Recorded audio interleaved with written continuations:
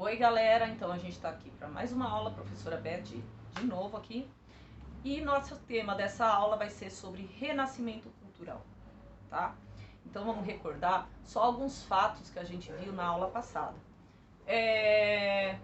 Na aula passada a gente falou sobre a formação dos Estados Nacionais, a gente falou um pouco sobre, também já falamos sobre a decadência do fim do feudalismo. Tudo isso a gente tem o quê? Surgimento das cidades, desenvolvimento do mercado e do dinheiro. A gente vai ter a ascensão da burguesia como uma nova classe social, certo? Se chocando com aquela velha burguesia que já existia cristã, a gente já falou disso. Formação dos estados nacionais e, consequentemente, um reforço do poder do rei, tá? Então a gente vai ter, o que acontece? Tudo isso traz experiências novas, que obviamente vão mudar a maneira de pensar e de ver o mundo dessas pessoas, tá? Então a gente vai ter o que é o Renascimento, uma definição, são as novas ideias e sentimentos que vão ser surgidos em torno do século XV e XVI, tá? Que fazem parte de um movimento intelectual e cultural. Isso vai ser chamado de Renascimento, tá? Existem várias definições, mas enfim. Quando a gente fala Renascimento, é comum as pessoas associarem Renascimento às grandes obras de arte e literatura. Então, por exemplo, é comum você falar de Renascimento, a pessoa ligar logo só ao Shakespeare, certo? Já pensar logo em Romeu e Julieta. Ou ligar a Michelangelo, o Rafael Sanzio, com aquelas obras, a Mona Lisa, enfim, tá? Só que Renascimento, ele não significa só as obras. O Renascimento, ele engloba também vários modos de ver a política, a ciência, a moral, a religião, os costumes, tá? Um novo modo de compreender o ser humano e o universo, ele vai ser transformado e vai aparecer uma nova filosofia que a gente vai chamar de humanismo, tá? É uma nova ciência que faz o ser humano ver tudo de um modo diferente do que até então a gente tinha. O Renascimento e o humanismo, eles são outra maneira de enxergar o mundo, tá? Os seres humanos e os valores das coisas. E detalhe, aí ele se choca com aquela visão de mundo medieval que a gente tinha até então, tá? Que a gente já vai falar sobre isso. Primeiro, um detalhe sobre o nome Renascimento, tá? E é legal a gente ter isso bem definido na cabeça. O termo Renascimento, ele vai ser criado lá no século XIX, tá? E ele é um termo que a gente fala que é preconceituoso. Vou chamar por quê? Porque ele pressupõe logo de cara que existiu uma ausência de cultura durante o período medieval, certo? Sendo que existia, sim, uma rica cultura medieval, existia. A gente falou sobre os monges copistas, a gente tem uma cultura, tanto cultura ligada à igreja, aos nobres, quanto uma cultura popular, sim, apesar de ter pouco estudo sobre cultura popular na Idade Média, mas existe. Então, assim, nesse mesmo período, a Idade Média foi chamada de Idade das Trevas por conta deles acharem, pressupor de que o Renascimento seria melhor do que a Idade Média, tá? Não existe isso de ser melhor ou não. São épocas diferentes, com culturas diferentes e modos de pensar diferentes, certo? Então, sim, é um modo preconceituoso de se pensar sobre isso, tá? A questão do individualismo, tá? O individualismo, ele vem ligado a uma nova vida, onde existe concorrência de mercado, que é a questão do capitalismo, porque a gente tem a burguesia que entrou em ascensão. Até então a gente não tinha isso. Então a questão do individualismo, ele chega com dois significados. Ele pode ser aquele significado de falar assim, eu quero me dar bem e que se danem os outros, certo? Mas ele pode ser também a questão da importância da liberdade individual de cada pessoa, sem que isso prejudique os outros. É uma questão de liberdade individual, mas não significa que eu queira prejudicar outras pessoas. É um caso de se valorizar, certo? Valorizar as suas qualidades como uma pessoa única e especial e diferente de todo mundo, mas sem ser melhor ou pior do que uma pessoa. Por exemplo, eu sei dar aula de história, mas não significa que eu seja melhor do que fulano que sabe dar aula de matemática. A gente é único e a gente tem a nossa especialização e qualidade única, certo? Por isso somos seres especiais, tá? Isso é uma característica renascentista. Não significa que você vai ser pior ou melhor do que qualquer um, tá? Significa você se valorizar enquanto ser humano. Quanto à questão da gente ter uma nova visão de mundo, então a gente vai ter assim, mentalidade medieval versus a novo modo de ver a vida, certo? Na questão da mentalidade medieval, e basta a gente lembrar, a gente tem uma tradição incontestável, certo? A fonte de conhecimento principal é a Igreja Católica. Lembrem disso, que a Igreja Católica dominava muito o pensamento das pessoas.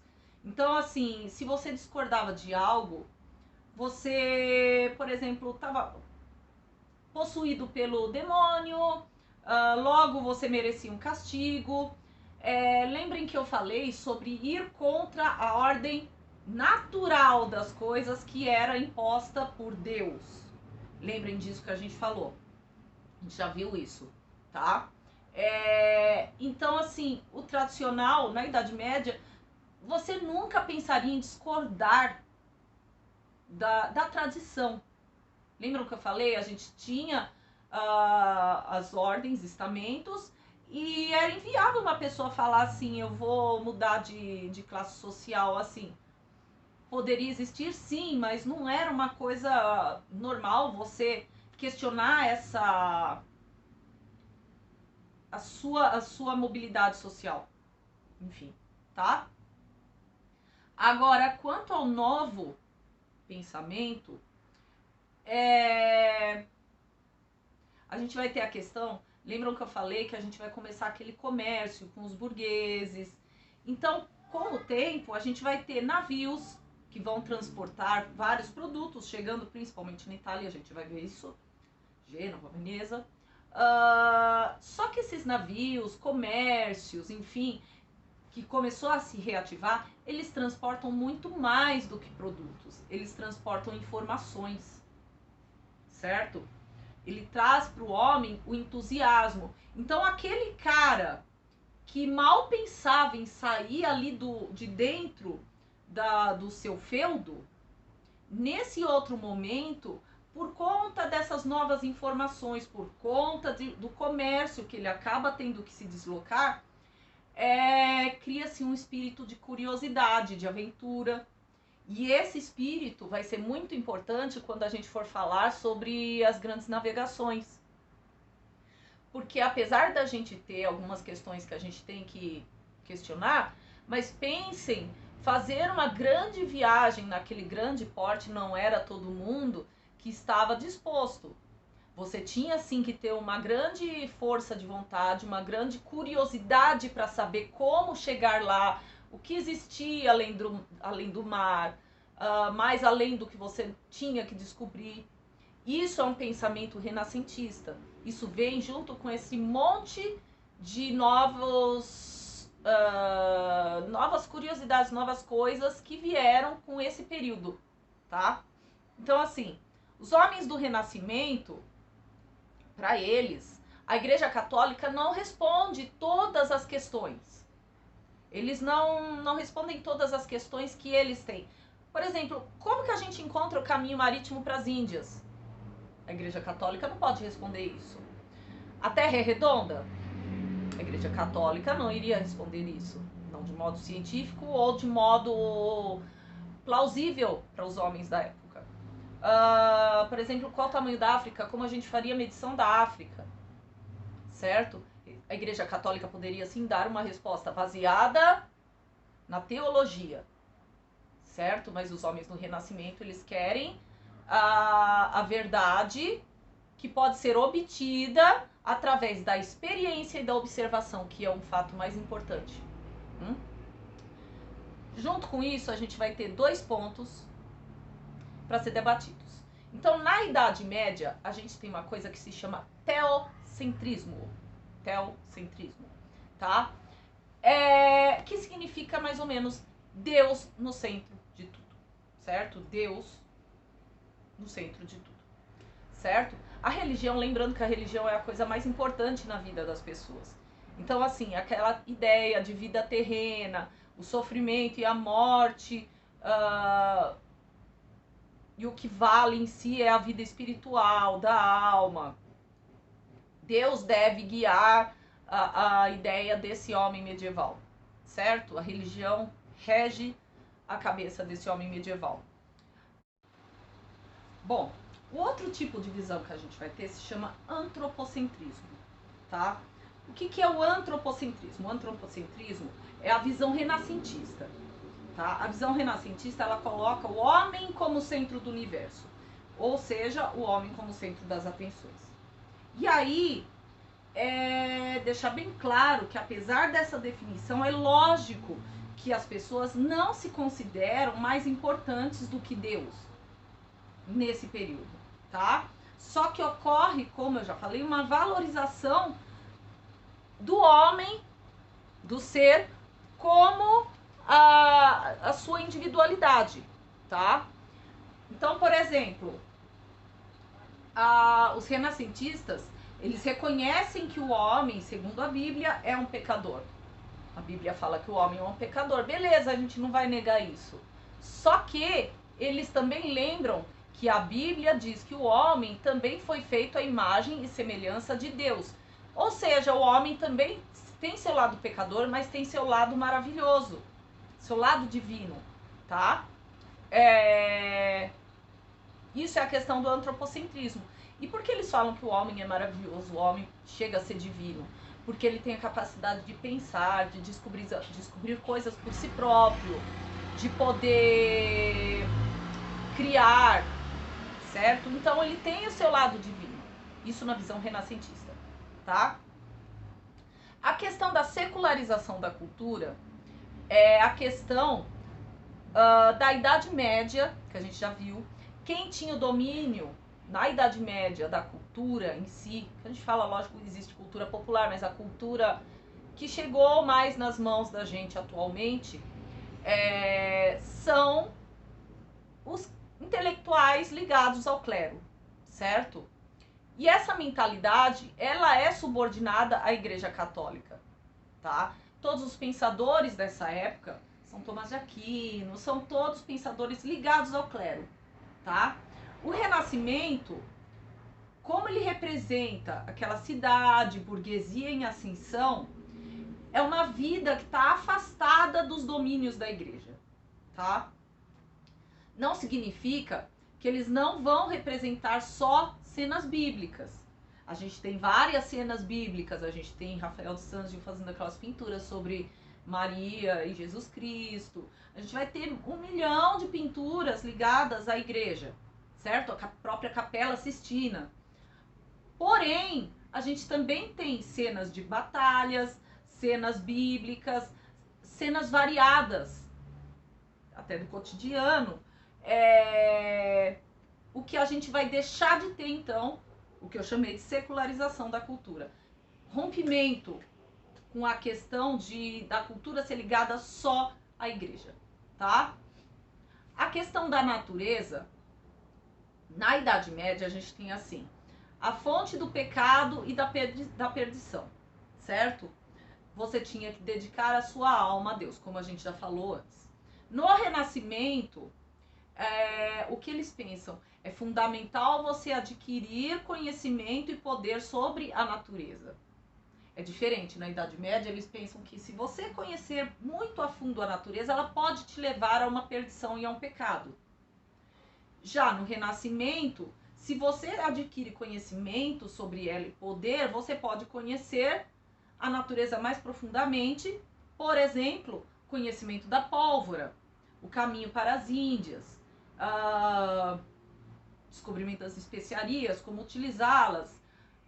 Ou seja, o conhecimento da natureza no Renascimento, ele leva também à questão do lucro e da dominação, além dele ampliar a inteligência humana. Isso no Renascimento, tá? Outra coisa que a gente tem é a questão do corpo humano. É muito comum vocês verem pinturas, enfim, sobre o corpo humano, certo? Então a gente tem muitos médicos, muitos artistas. Isso também rompe com a Idade Média. Durante a Idade Média, a questão de você mexer em um cadáver para fazer anatomia, pesquisar o que tem dentro, era algo inviável, certo? Nesse período medieval, ninguém pensava nisso. Já no Renascimento, não. No Renascimento, você tem estudos anatômicos, o homem quer se conhecer, tá? Eu vou dar um exemplo. Existem várias versões do filme Frankenstein. Porém, eu acho que uma boa parte delas, se vocês pegarem os começos, no início do filme, vocês vão perceber que o Dr. Frankenstein, ele é, se eu não me engano, no próprio de Mary Shelley mesmo, ele é perseguido. Vem uma leva de pessoas em cima da casa que ele mora, porque querem tirar satisfação com ele, brigar com ele, matá-lo. Por quê? Porque o Frankenstein, ele faz uma coisa que naquele período é novo ainda. Ele faz experiência com cadáveres, certo? Para criar o próprio monstro de Frankenstein. E podem reparar que a população representa o pensamento ligado ao medieval. E o Frankenstein, ele tem um pensamento já ligado à questão renascentista. Conhece-te a si mesmo, certo? Quem não conhece, assiste o filme, repara nisso. Você tem todo um pensamento medieval, certo? Contra um cara que está à frente da sua época, nesse período, tá? Então, assim, a gente tem pinturas, esculturas que exibem os corpos nus. Eles expressam o quê? O gosto pela beleza humana, certo? E a consciência de que o ser humano, ele não é só a alma, como a Igreja Católica falava, mas ele também é carne, ok? Então, assim, é aquela ideia de romper com a questão da Igreja Católica, tá? O que a gente vai falar agora? Mais uma vez, enche o saco ficar falando. Então, aquela ideia da Igreja Católica que a gente vai falar de escolástica versus humanistas, certo? Escolástica, mais uma vez, é o nome dado à filosofia oficial da Igreja Católica no final da Idade Média. Ela é dogmática, certo? Porque ela disciplina, ou seja, ela ensina sem questionar. Ela vai falar, é assim. Por que é assim? Não, é assim porque é assim, certo? Parece o Castelo Rá-Tim-Bum. Por que tal coisa é assim? Porque é assim. Você ensina sem um questionamento, tá? Agora, os humanistas não. É dado um nome aos intelectuais renascentistas. São os humanistas, tá? Esse nome é dado porque eles se empenham em estudar as humanidades. Então, no caso, eles estudam ciências, artes, literatura, filosofia, idiomas clássicos como o grego e o romano, tá? E são, lógico, defensores do antropocentrismo. Então, por exemplo, uma dor de barriga defendida pela escolástica seria mais ou menos assim: é um castigo de Deus, foi algum tipo de feitiçaria, certo? Eles levariam mais para esse lado, tá? Nunca numa questão científica. Diferente dos humanistas. Os humanistas, eles tentariam encontrar a causa na natureza para essa dor de barriga, tá? Então, poxa, por que você tá com dor de barriga? Você tem algum problema no intestino? Alguma comida que você comeu não caiu bem? Alguma coisa estava ruim, estragada? Eles já vão para o caminho da natureza. Eles não vão para o caminho do desconhecido, certo? E aí, atenção, o individualismo, ele vai ser importante ele é um importante ideal para os humanistas, tá? Cada pessoa ela deve ter a sua própria maneira de se aproximar de Deus. E agora prestem atenção, por quê? Porque os humanistas eles falam isso, cada pessoa é individual. Isso vai levar a uma coisa que a gente vai ver na próxima aula. Esse individualismo, eles falam assim, ó, cada um tem o direito de se aproximar a Deus do jeito que quiser. Cada pessoa tem o direito de pegar a Bíblia e interpretá-la ao seu modo, certo?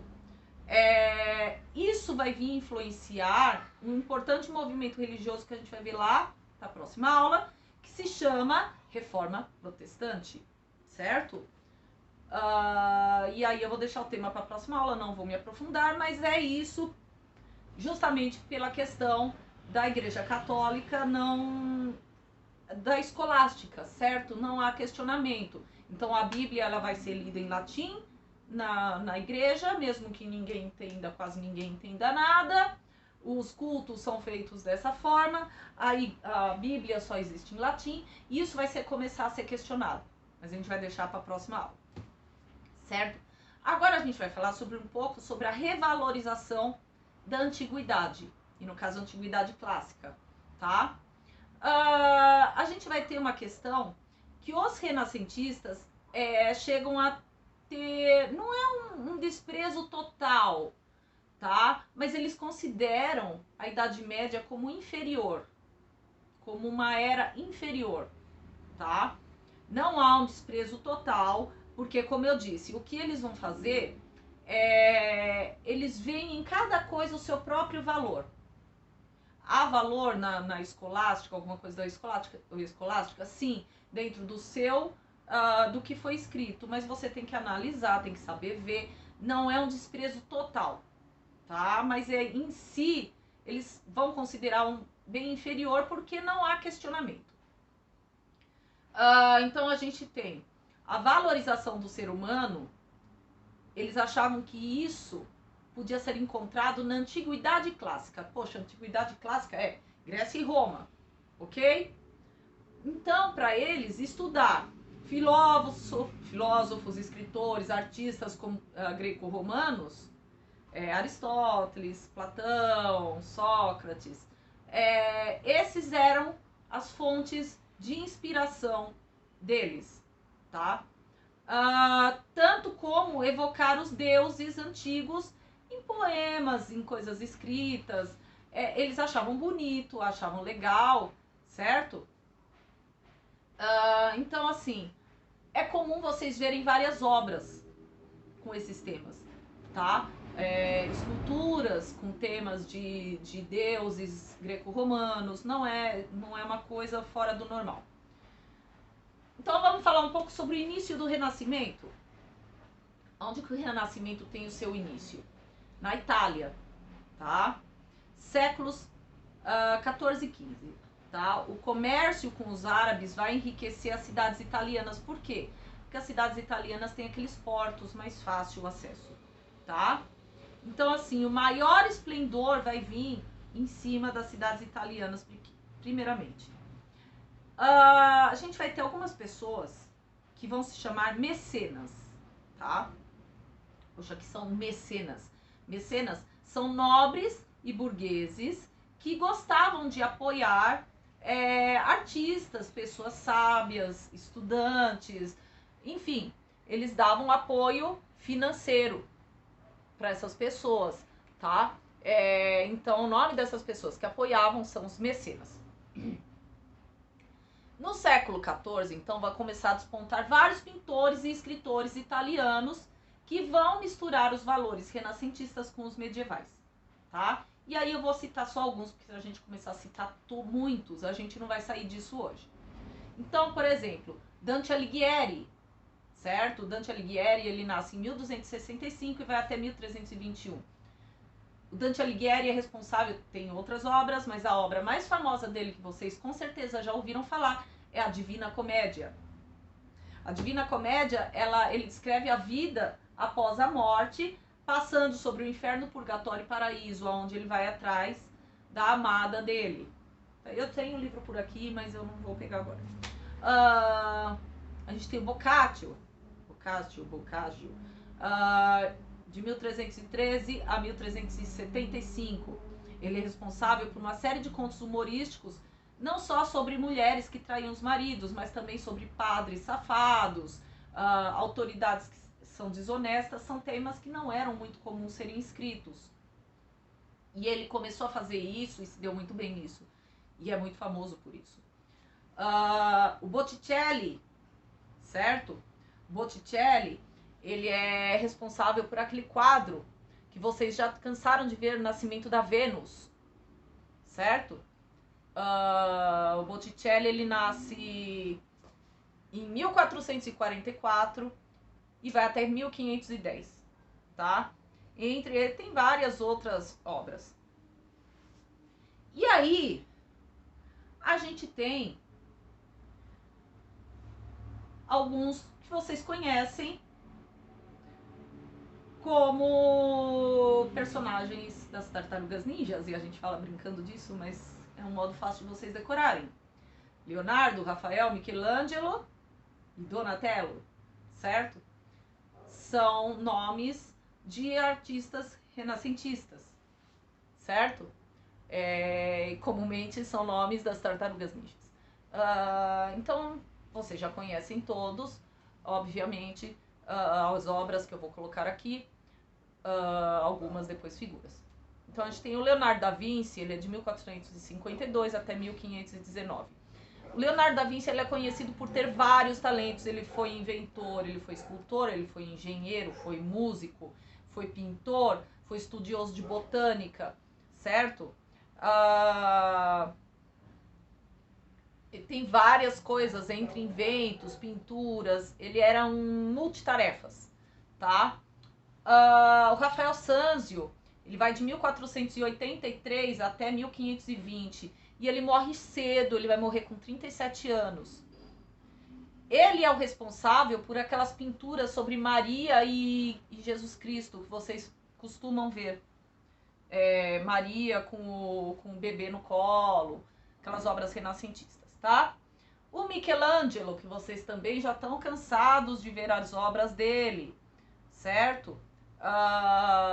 O Michelangelo, ele nasce em 1475 e vai até 1564. Dentre esses, a gente não tem só pintores, a gente tem, por exemplo, Giordano Bruno. Giordano Bruno, ele faz uma teoria que o universo é infinito e que cada parte, pedaço desse infinito, corresponde a uma realidade que é substância de Deus. A Igreja Católica não vai gostar dessa ideia dele, ele vai ser preso e vai ser condenado à fogueira por heresia, certo?